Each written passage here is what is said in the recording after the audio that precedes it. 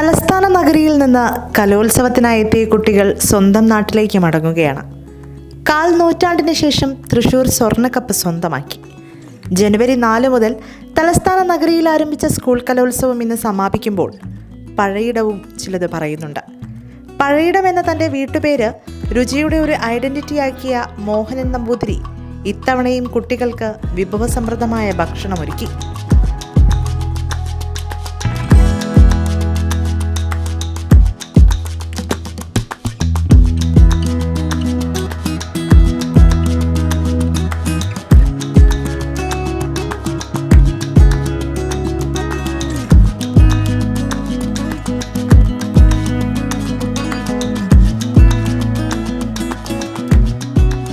ഓരോ ദിവസവും കുട്ടികൾക്കായി എന്തെങ്കിലും സ്പെഷ്യൽ വിഭവം ഒരുക്കാനും പഴയിടം മറന്നില്ല.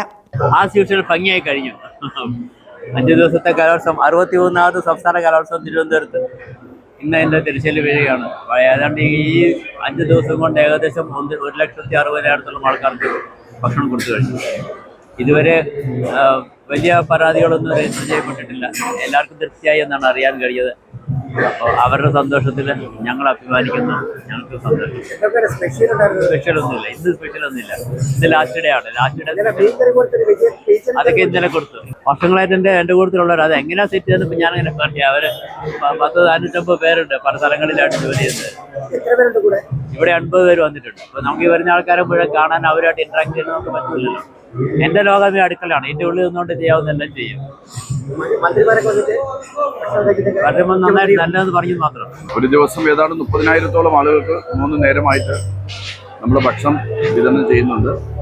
കുറ്റമറ്റ തരത്തിൽ ഭക്ഷണം കൊടുക്കാൻ സാധിച്ചിട്ടുണ്ടെന്നാണ് എൻ്റെ വിശ്വാസം. നല്ല ഭക്ഷണം, ഹൈജീനിക്കായിട്ടുള്ള ഭക്ഷണം, ശുചിത്വത്തോടു കൂടി ഉണ്ടാക്കുന്ന ഭക്ഷണം, അത് വളരെ സന്തോഷത്തോടു കൂടി അധ്യാപകരും കുട്ടികളും ചേർന്ന് വരുന്ന ആളുകൾക്ക് വിതരണം ചെയ്യുകയാണ്. 10,000-കണക്കിന് ആളുകളാണ് ഓരോ നേരവും ഭക്ഷണം കഴിക്കുന്നതിന് വേണ്ടിയിട്ട് എത്തിച്ചേരുന്നത്. ഏതായാലും ഈ ഊട്ടുപുര വളരെ സമർത്ഥമായിട്ട് മുന്നോട്ട് പോകുന്നുണ്ട്. ഊട്ടുപുരയോടൊപ്പം തന്നെ സർഗവേദി അതിൻ്റെ പ്രവർത്തനം നടത്തുന്നുണ്ട്. ചരിത്രത്തിൽ ആദ്യമായിട്ടാണ് ഒരു വരണ്ട ഊട്ടുപുര എന്ന അവസ്ഥ മാറി കൗമാര കലോത്സവത്തിൻ്റെ എല്ലാ ഉള്ളടക്കത്തിലും പെടുന്നതായിട്ടുള്ള ഒരു ഊട്ടുപുര സജ്ജമാക്കാനായിട്ട് സാധിച്ചത്. ഏതായാലും ആയിരക്കണക്കായിട്ടുള്ള വളണ്ടിയർമാരാണ് കഴിഞ്ഞ 5 ദിവസക്കാലത്തെ സേവനങ്ങൾക്കായിട്ട് എത്തിയിട്ടുള്ളത്. എല്ലാവർക്കും എൻ്റെ പ്രത്യേകമായിട്ടുള്ള അഭിവാദ്യങ്ങൾ ഞാൻ നേരുന്നു. ഇതിനോട് സഹകരിച്ച മുഴുവൻ ആളുകളും, പഴയിടത്തിൻ്റെ കാര്യം പ്രത്യേകിച്ച് പറയേണ്ടതില്ല. അദ്ദേഹം ഏറെ ശ്രദ്ധിക്കപ്പെട്ട ഒരു പാചക വിദഗ്ധനാണ്. ഇവിടെയും ഒരു അക്ഷയപാത്രം പോലെ ഒരു ബുദ്ധിമുട്ടുമില്ലാതെ അദ്ദേഹം പാചകം ചെയ്തുകൊണ്ടേയിരിക്കുകയാണ്.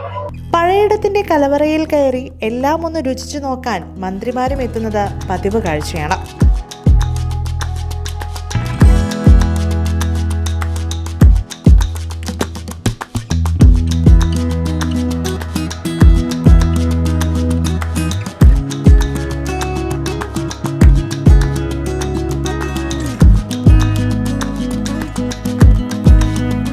അങ്ങനെ 63ാമത് സ്കൂൾ കലോത്സവം കഴിയുമ്പോൾ പഴയിടവും മനസ്സ് നിറഞ്ഞാണ് ഊട്ടുപുരയിൽ നിന്ന് ഇറങ്ങുന്നത്.